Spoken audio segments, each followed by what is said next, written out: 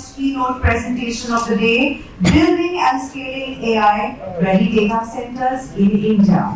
For the same, it's my pleasure to invite onto the stage Mr. Vipin Shirsat, Managing Director, Princeton Digital Group. Can we please put our hands together and welcome him on stage? For those of whom that you not had the honor of meeting earlier, my name is Vipin Shirsat. I'm the Managing Director for Princeton Digital Group, India. And I'll be talking about some of the learnings that we've had in the process of constructing data centers. Some of the buzzwords that came across in the earlier panel are something that resonated very well with me. I hope that I'll be able to add some newer dimensions to the same buzzwords. It is AI, it is scale, and some of the other things. At any point in time during the presentation, if you feel like, please raise your hand, ask the questions, and we'll be more than happy to answer. So the first slide, and this is the story that we all know, this is the story that we've enjoyed for some time, that cloud growth is a secular growth. My theory has been that cloud growth has been based purely on the back of enterprise IT. Enterprise IT is typically concentrated in the largest cities, and hence they tend to go for IT in the same world. So for example, if there is a private bank who's got its IT headquartered in Mumbai, they would want the cloud setup to be based in Mumbai. Hence Mumbai is a popular location. This is something that we all know of. Let's skip the second slide. But the question is what next? Any guesses? What is the next? What's the next word story?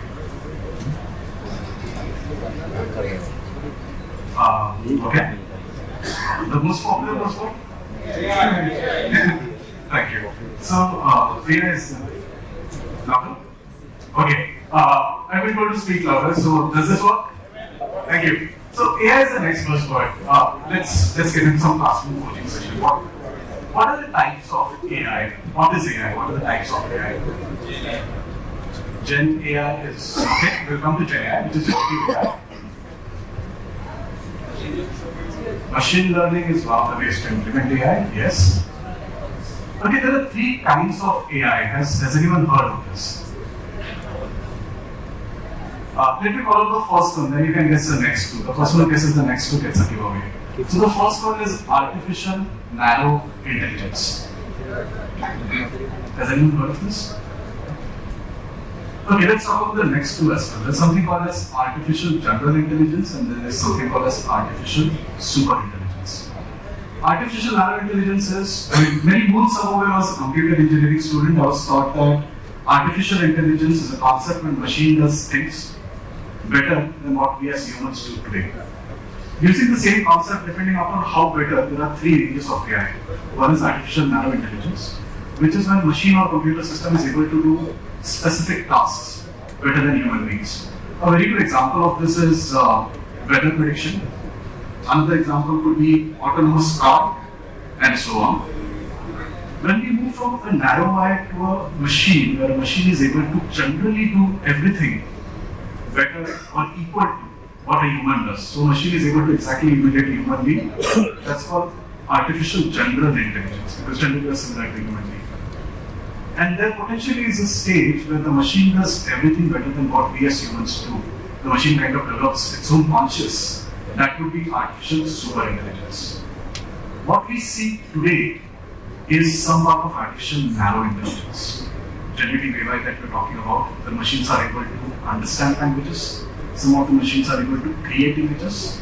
Even better, some machines are able to not just understand language but also converse.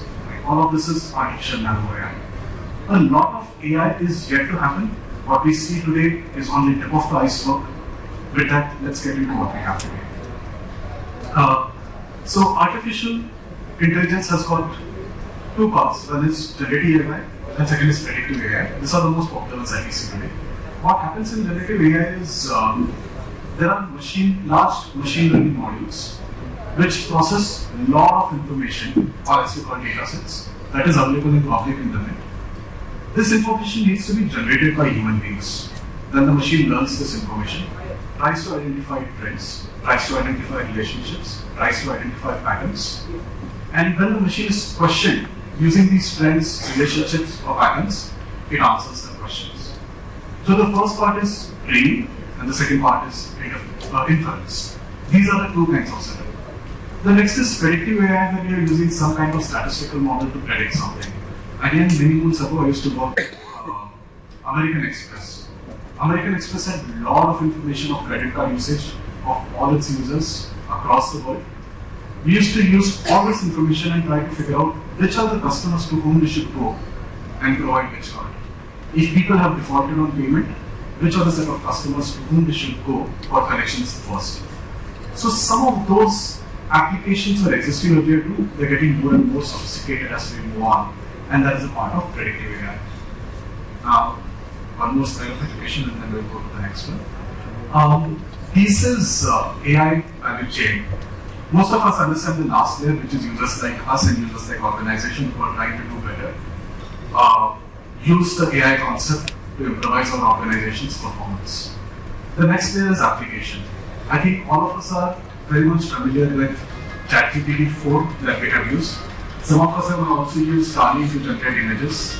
And these are finding not just personal applications but also professional applications. For example, I'm using ChatGPT 4 to manage the medical records of my entire family. One of my friends is a diamond merchant. He's actually evaluating whether he can use DALL-E 2 to generate certain images that can be used for jewelry design. These applications are basically providing us interface between the users and the foundation model. Now, the next question, does anyone know what a foundation model is? And this is actually where we start understanding how AI is going to impact our infrastructure. Does anyone know what a foundation model is?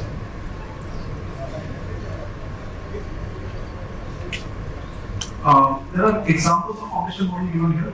So we know Microsoft has partnered with OpenAI. We know there is Bedrock. Bedrock is by Amazon. We know there is Cohere, which is by Oracle. There is Llama, which is large language module for Meta, which is Meta, Facebook artificial intelligence. Foundation model is very much similar to what we defined earlier. What foundation model does is it has got large language models. It keeps parsing information from internet, but this time it is not for specific purpose. It is generalized information that is available all over the internet, again to find similar trends, similar relationship, so that whenever any question is asked, this model can give you information back. Most of these models that you see are developed either by Microsoft or Amazon or Google or Oracle or these kind of partners. And these are, so to say, the in-house developed models, and then make these models available to application developers or at least even to people like us. So Copilot will be based on OpenAI, Bart will be based on Palm 2, which is Google, and so on. Behind this actually sits the platform, which are the names that we spoke about. Could be Microsoft or Google or Oracle and so on. And behind that is the hardware that we all know about. It could be an NVIDIA, it could be AMD, it could be Intel, or it could be someone. And like someone mentioned earlier, all of this sits on the bedrock, which is of the digital infra, and that's where we come into play. Ultimately, all of these applications, all this AI, all this learning, all this inference has to sit somewhere in some physical machine, and that's the physical machine that core service providers like us offer. Now put this into perspective of the earlier definition of AI and the three varieties of AI and where we stand today, and just try to extrapolate what's going to happen in the next 4 years, 5 years, 10 years, and so on. To be very honest, it is very difficult to take a guess right now. It just means that there is going to be a lot of growth. What kind of growth? The analysts predict that after 4 or 5 years, the total size of global colocation for cloud is going to be slightly smaller than the total size of global AI colocation requirements. This is the case, which means that the growth is going to be massive. See, all of us have seen the transition of data centers going from enterprise-grade data centers to colo-grade data centers around 10 years back. Today we are going through a similar transition where people are moving from colo-grade data center to AI-grade data centers. Now, just imagine the kind of capacity that is purchased till date for clouds. And we are starting at a much smaller base in AI because those transactions are happening today. Having said that, in a few years we are saying that the global AI colocation is going to exceed the global cloud colocation. Where is this happening? It's already started happening in the US. Multiple contracts of hundreds of megawatts have been signed, multiple contracts of hundreds of megawatts are in the process of being delivered. It has started in China. China has got their own parallel technologies being developed. And the good news is it is starting in India. There was a question about Mumbai city. Mumbai has one of the best power infra in the country. there are many players who are coming up with quality capacities in Mumbai, and this is the reason why Mumbai is at the heart of AI revolution as well. Going to the next slide. Now this is where actually the fun starts. So one is, how is an AI data center different from regular data centers? So we've got 4 pillars, and there's a 5th one too. And again, like I was saying, some of these buzzwords are similar to what we saw earlier. So one is scalability, second is high density, flexibility, design, there is cooling technologies and sustainability. We'll go into detail of each of these and talk about how are these different from a colocation data center. So first one is scalability, and I completely agree with my colleagues in the earlier discussion, what is their definition of scalability?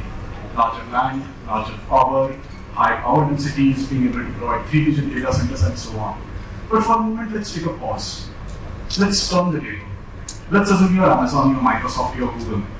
You're sitting in your office, maybe in California, maybe in Seattle, and trying to figure out how do you build a global AI infrastructure. What are you looking for? Any answers? Answers are there, but anyone wants to explain for that? You're looking for someone who can provide scale across multiple countries. You want to sign one contract and you want capacity in China, you want capacity in Japan, you want capacity in India, you want capacity in Singapore. You want standardized data centers. You don't want someone saying, oh, I can't do more than 20 kilowatts, someone saying I'll do not less than 70 kilowatts, someone is saying I'll use immersion liquid cooling, someone who says I'll use radio rate exchangers, someone says my floor loading capacity is 1700, someone says I can't do this. We want standardized capacities. You want standardized capacities in line with your own specification. What is the last thing that you want? You want speed. You want predictability of delivery. You want a partner who's global in nature but has the understanding of local nuances and who's able to deliver that to you across all these geographies. So for a moment, the way to look at scalability is slightly beyond what we think, because the problems from morning to evening time, we're talking about land, we're talking about power, we're talking about density, we're talking about government approvals. But the fact of the matter is you need to turn the table and think about it from the customer's perspective. And which is why someone who's sitting in Seattle and taking contracts of multiple gigawatts across the globe is wanting this. This is what scalability would mean for us. Second is high density and flexible design. So just background on high density, right? There are multiple GPUs. You can compare 800, G100 with the Grasshopper with Z100, and like someone said in the earlier panel as well. If you look at the power consumption, it has gone from let's say 100 watts to be 100 watts TDP to close to 700 watts TDP. Now, obviously, as the power increases, the compute capacity increases, and there are some problems which are easily solved, and the compute capacity is much higher, which is why there is a tendency to go for these kind of processes. Hence, the heat also increases. Now, depending upon what kind of processor you are using, how many GPUs you are clubbing together, what is the kind of problem you are trying to solve, your requirement of the data center could be different. And when that converts into an actual physical data center requirement, someone may require a setup with a raised floor, someone without a raised floor. Someone would call for liquid cooling, someone would call for immersion liquid cooling, someone will call for a hot air containment, someone would call for a cold air containment. So the question for people like us is to how to design a facility without knowing what my end customer is going to ask when they come for contracting. And like Mr. Berry was complaining, and rightly so, I don't know if he's in the room now, that when we go to him, our industry goes to him, we want the data center as of yesterday. Similarly, when our customers come to us, they also want the data center as of yesterday. And they also want in the way that they have decided. How do you make sure that you are imbibing this design flexibility within your data center? That is what is required for artificial intelligence. Also, one of the beauties of sitting at the cusp of the revolution is that you don't know what to expect. And hence, flexibility becomes the most important parameter that you as a service provider can have. Next is cooling technologies. And let's see how the cooling technologies have evolved. The first vertical that you see, which is indoor cooling, this has existed for long. Slowly, the cooling which was coming up to the row, where the cold liquid was coming up to the row and you had indoor cooling machines. This is something that you could use to cool maybe a few racks of 30, 40, 50 kilowatts. In our first data center at Mumbai, without an indoor cooling machine, you can go up to 20 kilowatts per rack. For one of the Fortune 50 customers who is using similar GPUs, they have 5 or 6 racks of 45 kilowatts in a row, and they can suffice indoor cooling machine for that kind of cooling requirement. Going further, there is in-rack cooling machine. So you don't just walk to the row, you go all the way out to the rack. And this is red or heat exchangers. The cold liquid is flowing through behind the rack, and that is what is cooling the brown machines. The third step is go even further, which is going actually up to the heating component or to the chip of the server or of the storage system. So that cold water or cold liquid comes very close to the most heated component in the system and provides the cooling. And the last one is immersion liquid cooling. So you got the cooling up to the row, you got the cooling up to the rack, you got the cooling up to the chip. You can't go inside the chip, so put the chip inside the water or inside the die factory, whatever it may be. And then there is a combination and combination of that. Some of the requirements that we see is it could be a indoor cooling or in-rack cooling, or it could be a direct-to-chip cooling, along with some conventional cooling. 70% this, 30% that, 50% this, 50% that. And again, this is the kind of combination that you need to work with and make sure that your system is capable of delivering this. And that's where the design flexibility also comes into play. This is an example that we have partnered with ADN and Liquid Stack of a showcase of immersion liquid cooling that we installed at PDG. Obviously, this is not a commercial installation. This is a pilot installation, which is why we can show this. There are also some commercial installations elsewhere. Sustainability. I'm not going to talk in detail about sustainability because this was exactly the topic of the last year.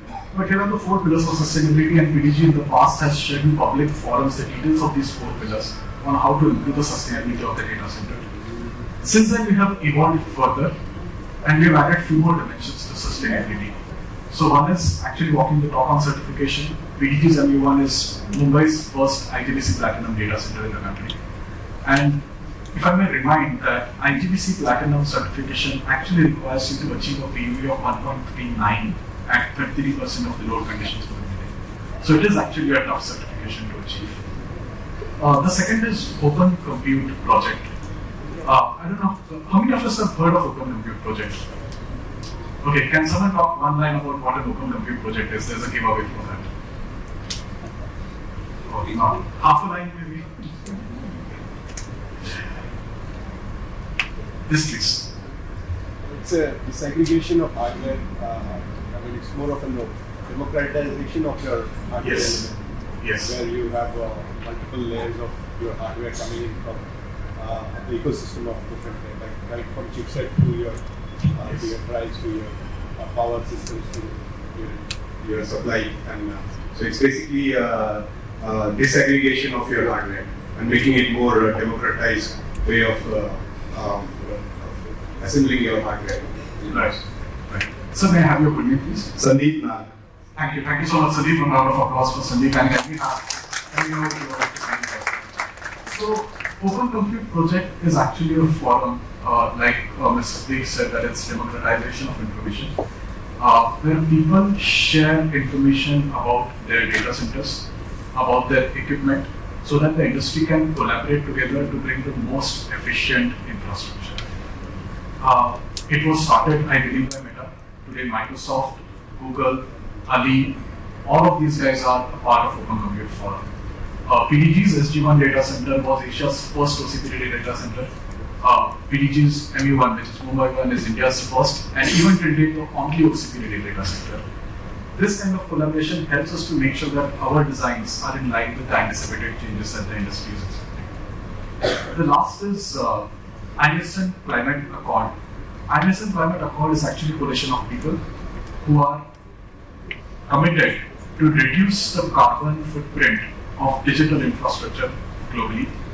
And ISM is a global setup, and a lot of digital infrastructure service providers are becoming part of it. I have 1 minute left, but what is the last article that you think is important from AI perspective?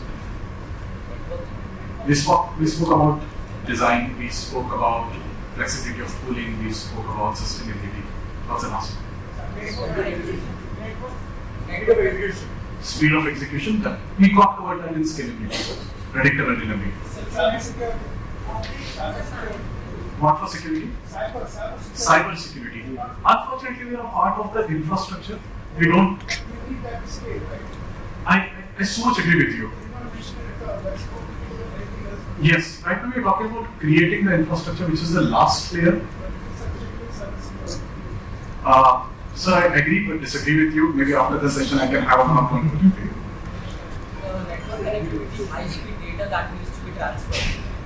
Network connectivity, yes. It's been a part of traditional data centers as well. Similar would exist for AI. Okay, one thing. This point was also brought up in the last panel discussion. Sustainability we spoke earlier, right? So you're not paying attention.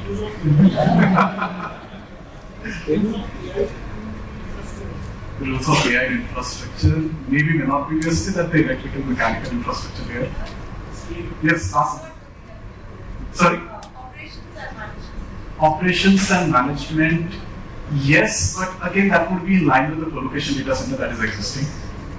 So I was seriously hoping that someone gets a prize for this, but this is the most important vertical for all of us right now in India. It's slightly ignored in the past. As we talk about standardizing our data center capacity or data center specifications to global standard, safety is one place where we need to do a lot of improvement. One is safety in design. In the past, we've not done this. So today, if you're doing a data center design, looking for a design consultant, we do a peer review, but there is a limited safety angle to it. We're making sure there's a separate call-out for safety on that. Second is safety in planning process.